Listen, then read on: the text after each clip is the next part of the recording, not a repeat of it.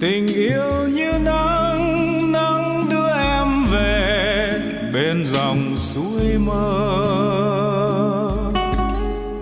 nhẹ vương theo gió, gió mang câu thề xa rời chốn xưa. Tình như lá úa rơi buồn trong nỗi nhớ, mưa vẫn mưa rơi, mây vẫn mây trôi, hắt hiu tình tôi. Người vui bên ấy xót xa nơi này, thương hình dáng ai.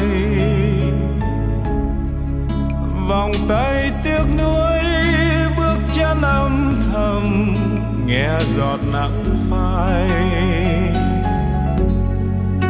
Đời như sương khói mơ hồ trong bóng tối.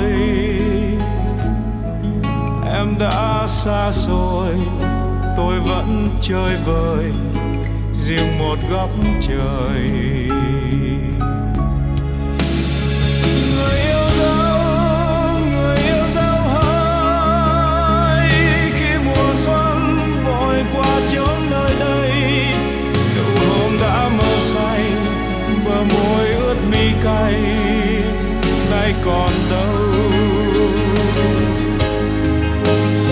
Tìm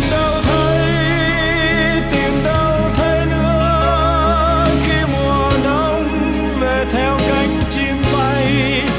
Là chia cách đôi nơi, là hạnh phúc rã rời. Người ơi, một mai em nhé, có nghe thư về trên hàng lá khô.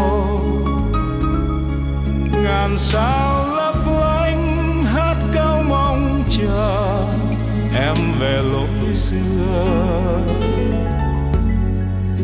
Hạ còn nắng ấm thấy lòng sao buốt giá. Gọi tên em mãi trong cơn mê này, mình nhớ thương nhau. Người yêu dấu hỡi, khi mùa xuân vội qua chốn nơi đây. Nụ hôn đã mơ say, bờ môi ướt mi cay, nay còn đâu.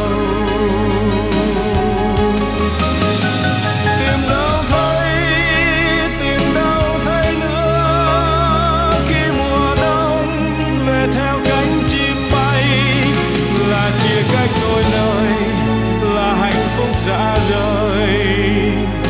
Người ơi, một mai em nhé, có nghe thư về trên hàng lá khô. Ngàn sao lấp lánh hát câu mong chờ em về lối xưa.